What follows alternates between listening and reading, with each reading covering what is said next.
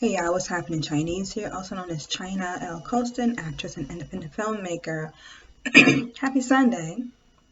So I was a fellow actress, Walela Mahar. She had an audition, and um, it's a self tape. So she asked me to read the other character against her for the tape, and then she would submit the tape via email to the casting director. And my assumption was we would do the audition over Zoom, right?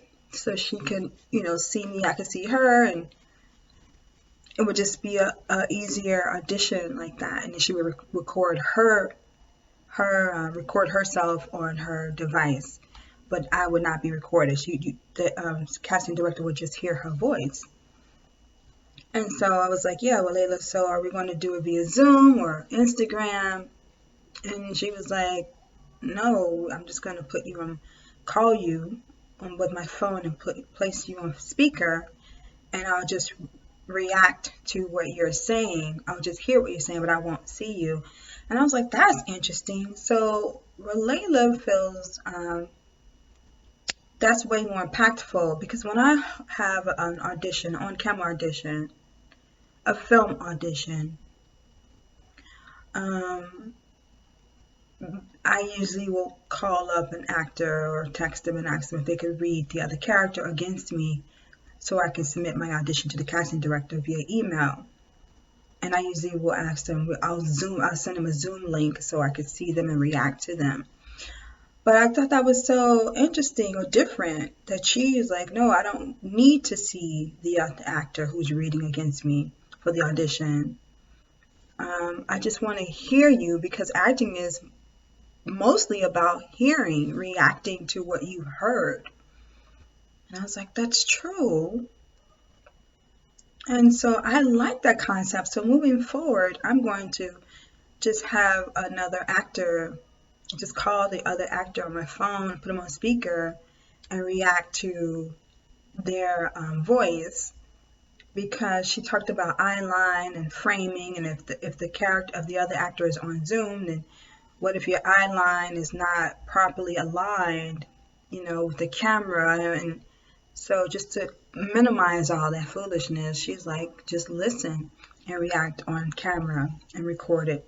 It's like, that's a great idea. And I was telling her, we were talking about Actors Access, the casting website, and she was saying how Berlayla has booked like 3 independent film gigs since, I don't know, I think maybe September of last year through earlier part of this year.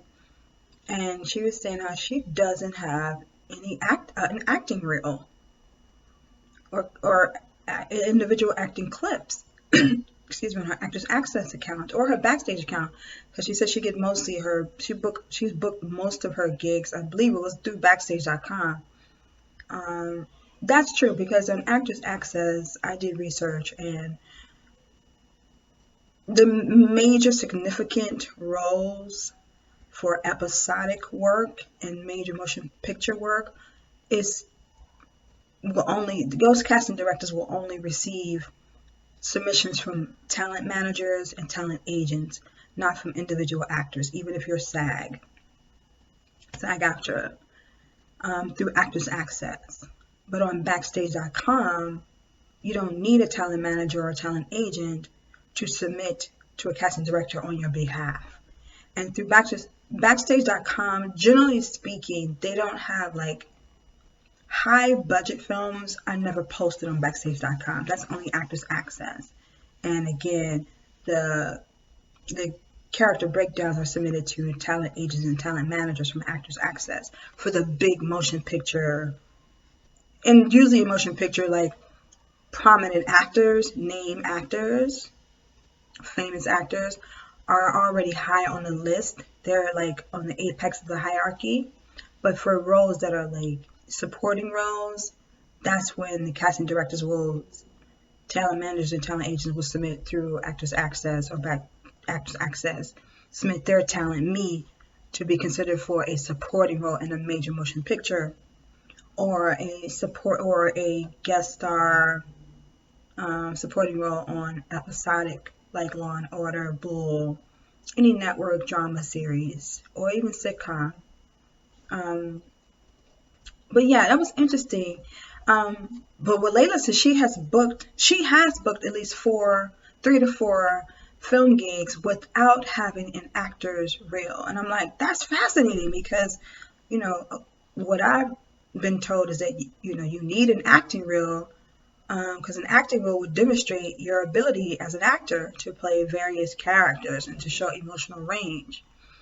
But she said she has like her dancing, some of her dancing clips. She's a trained, experienced dancer choreographer. She's traveled all over the globe, been a professional dancer. And but I just like, wow. I mean, everybody doesn't have to. I mean, what I discovered in our discussion is like the result. Who cares how you get to the yellow brick road?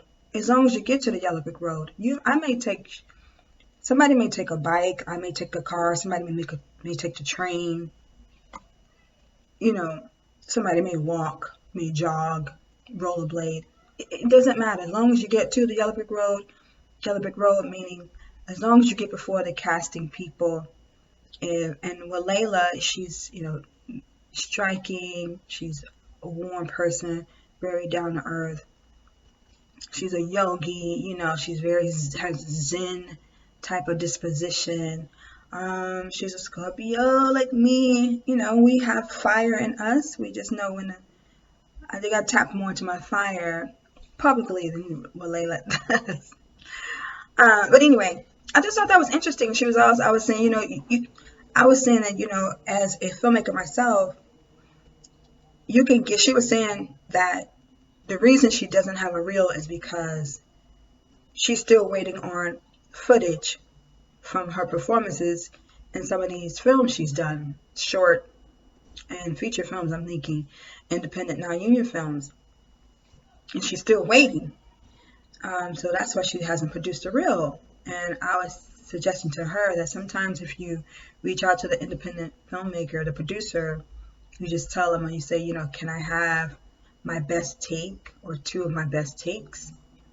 And then you just tell them, I'm not going to share it on any social media platform. I'm only going to upload it onto my Actors Access account, on my Backstage account, and only casting directors, agents, and talent managers will see this particular clip. So I suggested she do that, and I'm wondering, for you filmmakers out there, do you all give like takes, the best takes to your cast if they ask you before, like let's say before the film has been edited and had an official screening at a film festival or a private screening or whatever? Do you give them like their best takes so that they can use it to attract more work, or do you tell them to wait until you've had an official premiere screening? I'm curious. I know I do that because as an actress myself, I remember having to wait a long time, at least 4 years. And to be fair, it took me a long time, several years to complete Dark Seed, my feature film. So those actors, they waited a long time to get their footage. But I think 1 or 2 castmates from Dark Seed requested their takes, and I just told them, keep it private, don't put it on social media. I believe that's what happened with Dark Seed, because as soon as it was yeah.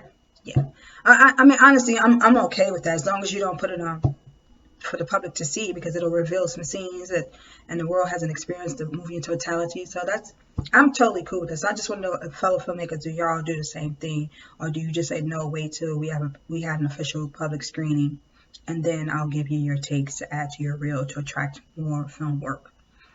But I think that's fascinating that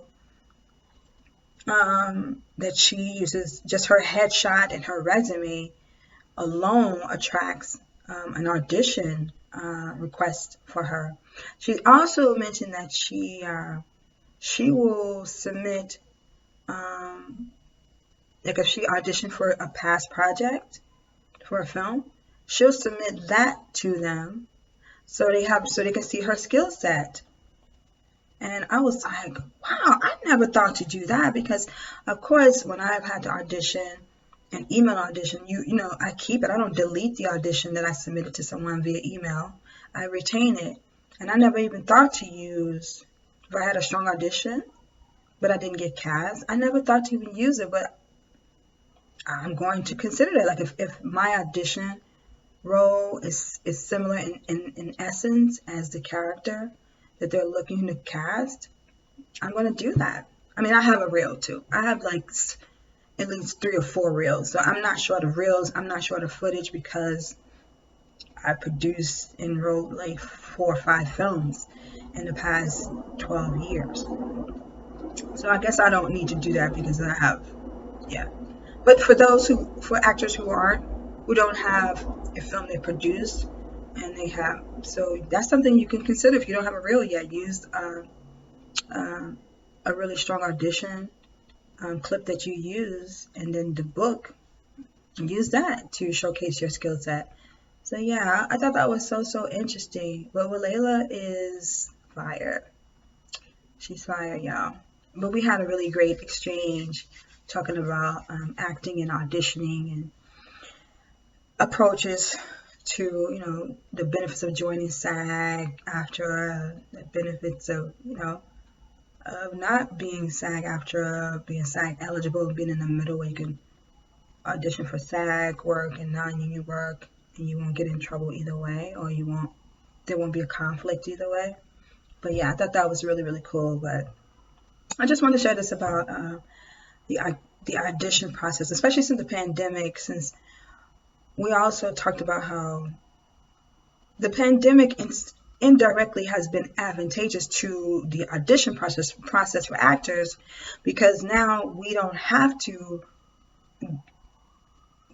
get ready. We don't have to leave the house to submit an audition. Like, before the pandemic, I would have to go to Midtown in New York or Lower Manhattan or wherever the audition was held and wait in a hallway, sign up, go over the script, over the sides, and then go before like one casting director, several casting directors, or the casting director and the producing team and the director.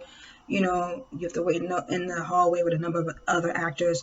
So the pandemic has eliminated that on some safety tip, and we just like record ourselves and email our audition to the casting director, the casting team, and then they'll let us know if they're interested in booking us for the role. So that's one of the only pro to the pandemic. I mean, our reaction to it, how we had to adapt as actors and as casting people. Now, I don't even know if they're going. I think I did speak to an actress, and she said she actually had a first in-house audition where she literally walked to a casting place, sat down, they took her temperature, she had a mask on, of course.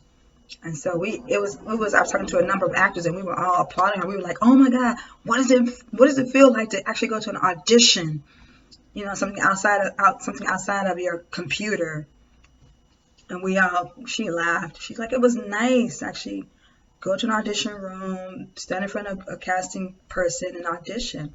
But she said the only difference is like if for example, if I have an audition and on a digital audition, if I feel like my first try wasn't strong, then I can keep doing it until I feel like I produce the strongest one. Whereas old school way, when you go into an audition in front of a casting team, you get one chance. That's it. And hopefully you deliver the strongest performance, a memorable one where they want to book you as that character. So that was just interesting. So anyway, that's just my little acting chat. Y'all have a great Sunday evening. Peace. Chinese.